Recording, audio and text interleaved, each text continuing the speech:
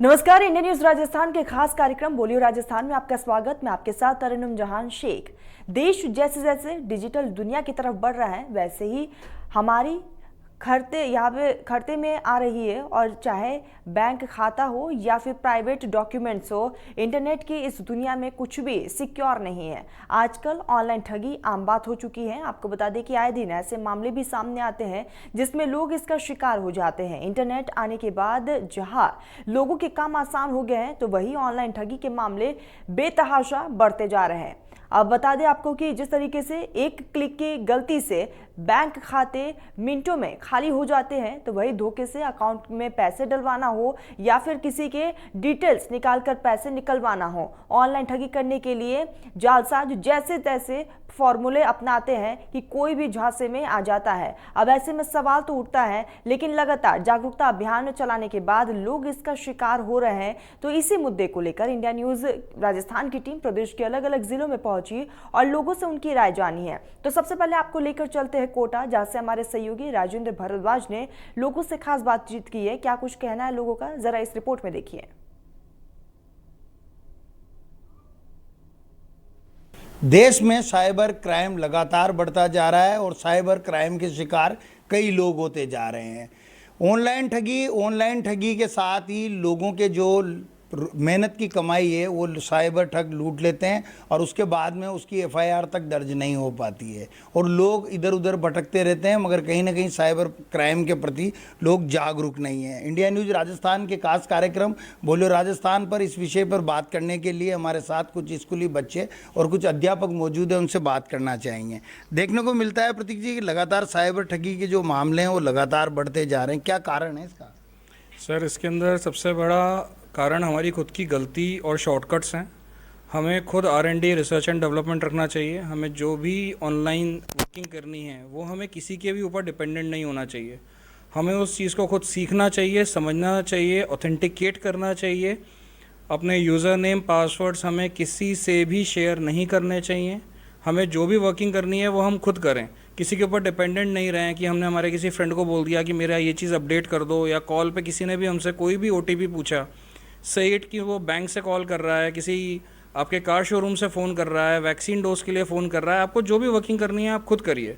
हम विश्वास में आके अपना काम रिड्यूस करने के चक्कर में या हमसे नहीं हो पा रहा है का बहाना लगा के हम दूसरों को खुद अपने यूज़र नेम पासवर्ड्स डिक्लेयर करते हैं।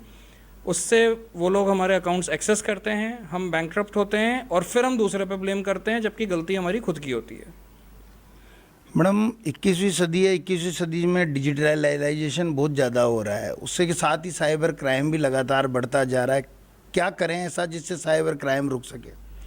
सर, एक्चुअल में इसके लिए क्या है, लोगों को एजुकेट होना ज़रूरी है। डिजिटलाइजेशन तो ज़रूरी है, समय के साथ हमको डिजिटल भी होना पड़ेगा, ठीक है, लेकिन इसके लिए एजुकेशन सबसे पहले कि यदि साइबर क्राइम हो रहा है तो उसको किस तरीके से रोका जा सकता है। अपना OTP जो भी आता है वो किसी के साथ शेयर ना करें। अपनी पर्सनल जो इंफॉर्मेशन है उसको आप सोशल साइट्स पे ना शेयर करें। तो इंसान को खुद को, मतलब जनता को खुद को ही, पब्लिक को ही अवेयर रहने की ज़रूरत है। बेटा, साइबर ठगी के कई मामले सामने आते हैं, क्या कुछ सोचते हैं? कई बार आपने भी सुना होगा कि किसी के बैंक अकाउंट से पैसे निकल गए, फिर बाद में वो पुलिस थाने के चक्कर काटता रहता है, क्या कुछ समझते हैं? OTP मांगते हैं हमसे, वो फ़ोन करते हैं कि है ना आपको लॉटरी लगी है, आप OTP दे दीजिए, आपको आपके अकाउंट में पैसे आ जाएंगे। लेकिन जब हम उन्हें OTP देते हैं तो है ना हमारे अकाउंट बैलेंस की सारी डिटेल्स उनके पास चली जाती है और अकाउंट की सारी डिटेल जाने से उनकी मतलब अकाउंट में से सारी मनी सब चला जाता है। बिल्कुल मैडम, जिस तरह से साइबर ठग लगातार बढ़ता जा रहा है, क्या राजस्थान पुलिस में साइबर ठगी को रोकने के लिए कुछ इंतजाम लगता है कि आपको किया है? हाँ जी, क्योंकि अगर आपके साथ में कोई भी साइबर क्राइम होता है तो there is a cyber cell, तो आप वहाँ पे कंप्लेन कर सकते हैं। हर चीज़ का एक पॉजिटिव और एक नेगेटिव एस्पेक्ट होता है।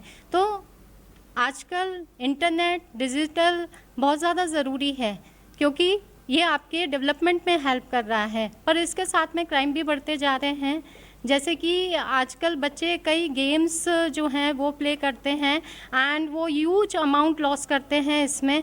प्लस इसके साथ में कई के लाइफ को भी काफ़ी इफ़ेक्ट हो रहा है, तो हमें साइबर क्राइम को सपोर्ट नहीं करना चाहिए। अलर्टनेस होनी चाहिए, अवेयरनेस होनी चाहिए, हमें हमारी पर्सनल इन्फॉर्मेशन नहीं शेयर करनी चाहिए। एंड हमें ग्रीडीनेस की वजह से कई बार हम लालच में आ जाते हैं और इस वजह से हम हमारा ह्यूज अमाउंट लॉस कर देते हैं, तो हमें लालच में ना आना चाहिए और ऐसे वेबसाइट को हमें लिंक नहीं करना चाहिए। राजस्थान में साइबर अपराध लगातार बढ़ता जा रहा है मैडम, क्या कुछ करना चाहिए जिससे कम से भी कम लोग साइबर अपराध से बच सकें? सर इस समय सर हमारा डिजिटल युग है इस समय, और हम हर एक चीज़ ऑनलाइन यूज़ कर रहे हैं, ऑनलाइन ट्रांजैक्शंस कर रहे हैं हम सब। तो सर और ऑनलाइन क्राइम भी बहुत ज़्यादा बढ़ चुके हैं। जैसे जैसे डिजिटल युग आ गया तो क्राइम्स बहुत ज़्यादा बढ़ गए, लेकिन जो हमारी जो पुलिस विभाग है, जो उन्होंने इस तरह से एक सेल बनाया है जो ऑनलाइन ठगी इस पे ही है। और सर उसमें ये होता है कि आप डिजिटल फुटप्रिंट्स के आधार पर आप जो भी क्रिमिनल होता है उसको डिजिटल फुटप्रिंट के आधार पर आजकल ट्रेस कर लिया जाता है। आजकल ऐसे बहुत से सॉफ्टवेयर्स आ गए हैं जिसके थ्रू ऑनलाइन ठगी जो होती है हम उसके लिए पहले से अवेयर होते हैं, और अगर हमारे साथ ऑनलाइन ठगी हो भी गई है तो विद इन 24 आवर्स अगर हम बैंक को इन्फॉर्मेशन दे देते हैं तो वो ऑनलाइन ठगी भी हमारी मतलब हमारे जितने भी अमाउंट डिडक्ट हुआ है वो हमें वापस से रिकवर हो जाता है। तो सर डिजिटल युग है, ऑनलाइन ट्रांजेक्शन हम लोग यूज़ करेंगे लेकिन स्मार्टली यूज़ करना पड़ेगा। और जितने भी ऑनलाइन ठगी है इसके लिए भी गवर्नमेंट ने बहुत अच्छे सॉफ्टवेयर्स बनाए हैं, बहुत अच्छे रूल्स ऐसे बनाए हैं जिसके थ्रू हम किसी भी क्रिमिनल को ईजिली ट्रेस कर सकते हैं। ऑनलाइन ठगी को रोकने के लिए, जागरूकता के लिए मैडम कोई और भी अभियान चलाना चाहिए सरकारों को, चाहे पुलिस प्रशासन को? जैसे कि गवर्नमेंट वैसे तो बीच बीच में कई सारे प्रोग्राम ऑर्गेनाइज करते हैं। आप देखिए कि कोई भी मैसेज है, हर दिन हमारे मोबाइल में एक मैसेज ज़रूर फ्लैश करता है गवर्नमेंट ऑफ राजस्थान की तरफ से कि आप लोग अपना कोई भी पर्सनल इन्फॉर्मेशन जो है वो शेयर ना करें, किसी को अपना OTP ना बताएं। न्यूज़ में भी, न्यूज़ टाइम पे भी या नेशनल TV चैनल्स पे भी हम लोग देखते हैं कि बीच बीच में कई बार गवर्नमेंट जो है अपनी तरफ से फ्लैशेस देता है कि आप कभी भी, जैसे कोई सीन भी दिखाते हैं या कोई चीज़, कोई इवेंट भी अगर वो शेयर कर रहे होते हैं तब भी वो फ्लैश करते हैं कि आपको सबसे पहले अपनी कोई भी पर्सनल इन्फॉर्मेशन किसी भी कंडीशन में किसी के साथ शेयर नहीं करें जब तक मतलब आपको पूरा उस पर R&D नहीं किया हुआ, पूरा आपने उसको कंफर्म नहीं हो जाए कि जो आप इन्फॉर्मेशन जिसको दे रहे हैं वो सही है या नहीं। कई बार मैडम देखा गया है नेशनल टेलीविज़न पे कई तरह के विज्ञापन आते हैं, उनमें ये कह के बात झाड़ ली जाती है कि इसमें वित्तीय जोखिम शामिल है, इन गेमों का उपयोग ना करें, अपनी समझ के अनुसार खेलें। उन गेमों के अनुसार भी कई साइबर क्राइम सक्रिय हैं और साइबर ठगी हो रही है। तो क्या मैडम इस तरह के विज्ञापनों को बैन करना चाहिए और साइबर ठगी को रोकने के लिए किस तरह के कदम और उठाने चाहिए? सर इस तरह की जो भी ऐड आती हैं कि आप वित्तीय जोखिम से बचें, तो ये एक अवेयरनेस है, हमें अवेयर रहना चाहिए। और न्यूज़ चैनल के अंदर, मोबाइल फ़ोन्स के अंदर टाइम टू टाइम ये मैसेजेस आते हैं।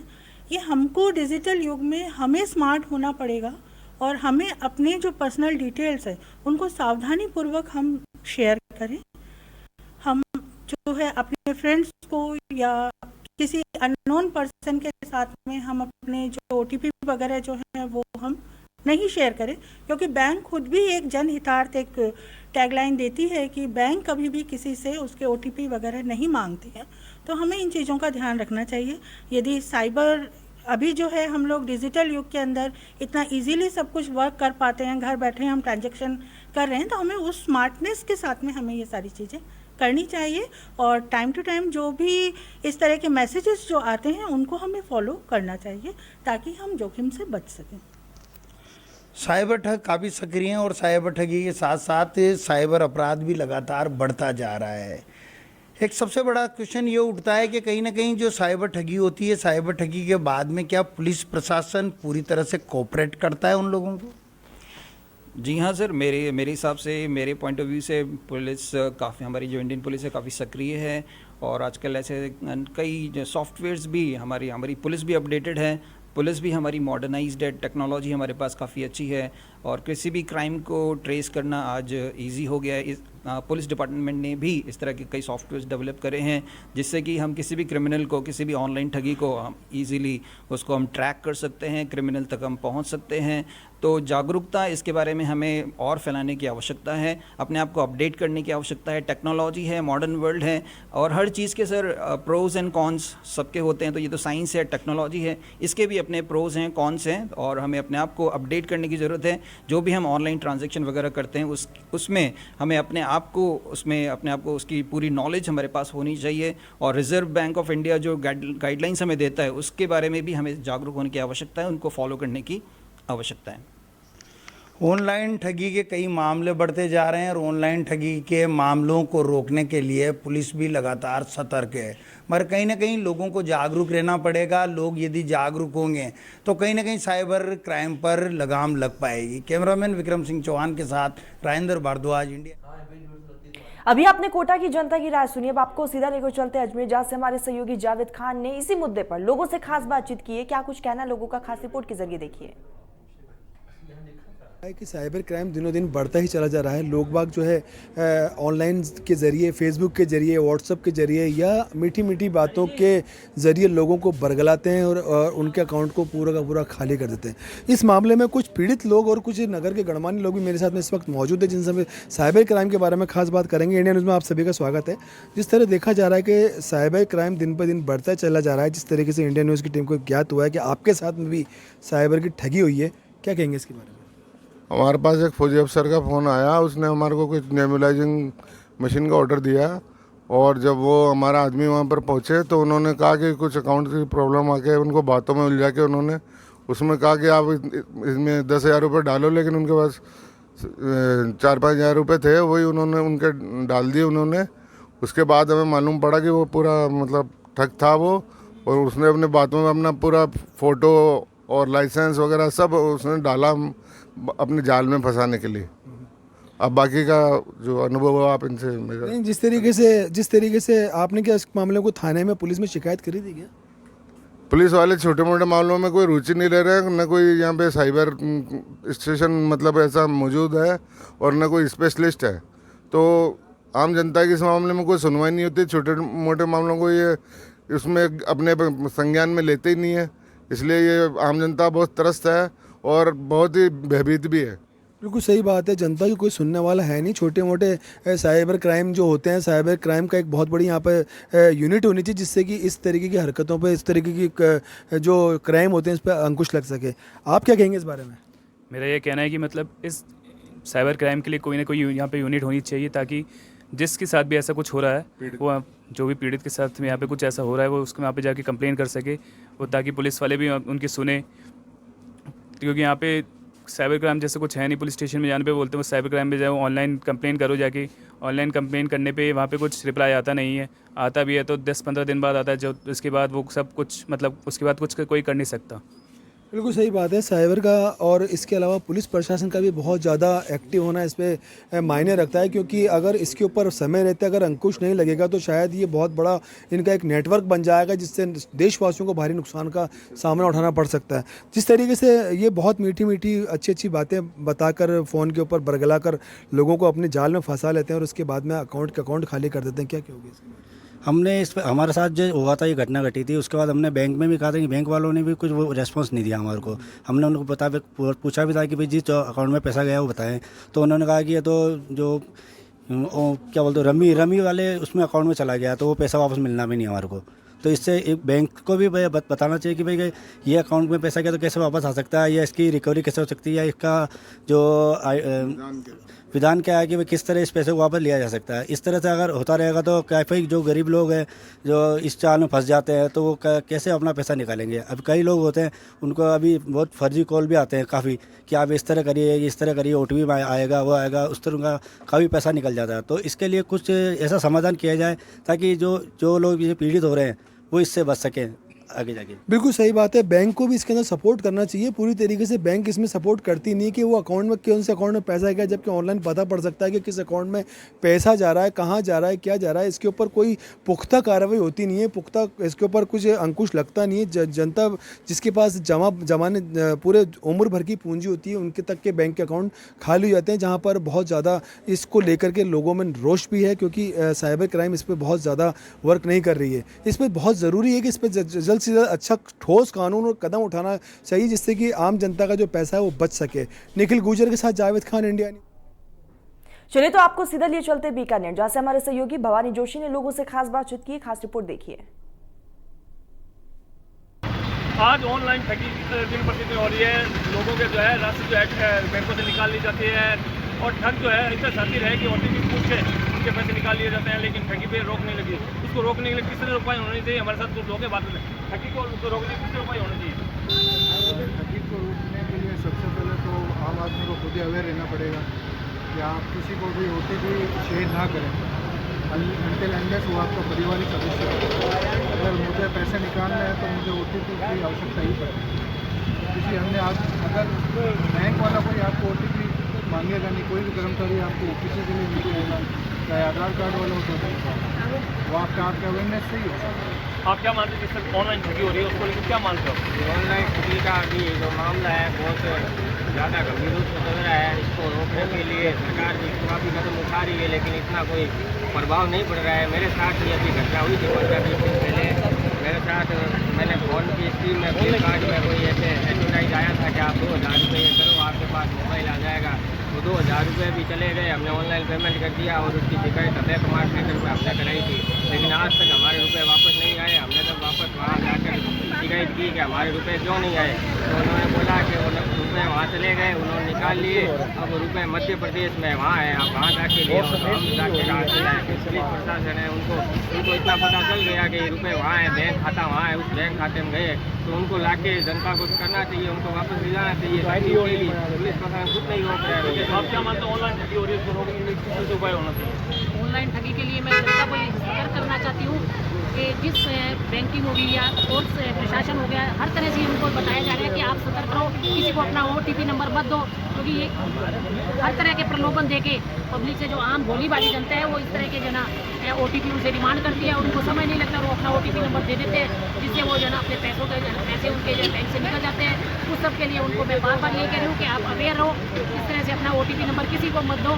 ज़्यादा से ज़्यादा लोग जो ना इस तरह की OTP अपनी दे के अपना पैसा गवा बैठते हैं और बाद में फिर उनको जो है ना कोई किसी तरह की हेल्प मिलती है, ना किसी तरह से उनका पैसा बाहर निकल पाता है। और अगर कोई पैसा पता चलता है वो बहुत दूर तक होता है, जितने उनके निकले होते हैं वहाँ तक वो पहुँच भी नहीं पाता, और काम उनका वहीं का वहीं ठप हो जाता है। इसलिए तो आप सबसे प्रार्थना कर रही हूँ कि आप अपना OTP किसी के साथ शेयर ना करें, चाहे वो घर का मेम्बर हो या बाहर का हो, किसी के साथ भी। पर OTP आपका पर्सनल है तो आप किसी को भी और मत दो। आप क्या मान रहे हैं ऑनलाइन ठगी को रोकने की किस तरह प्रयास होना चाहिए? ऑनलाइन ठगी के लिए सरकार को पहल करनी चाहिए। ये एक जागरूकता अभियान होना चाहिए, जिससे भी BLO हैं वह हर घर में जाते रहते हैं, वहाँ के सबसे संपर्क कर उनको बुजुर्गों को विशेष तौर पर और महिलाओं को जागरूक करें कि आप अपने मोबाइल पे अन्य कोई लिंक नहीं खोलें, और किसी का फोन आए कि मैं बैंक से बोल रहा हूँ, मैं उनसे बोल रहा हूँ, तो फ़ोन काट दें, या फ़ोन नहीं काटे तो कम से कम बात करके वो रिकॉर्डिंग है या जो भी है वो पुलिस प्रशासन को दें। ये बहुत जरूरी है।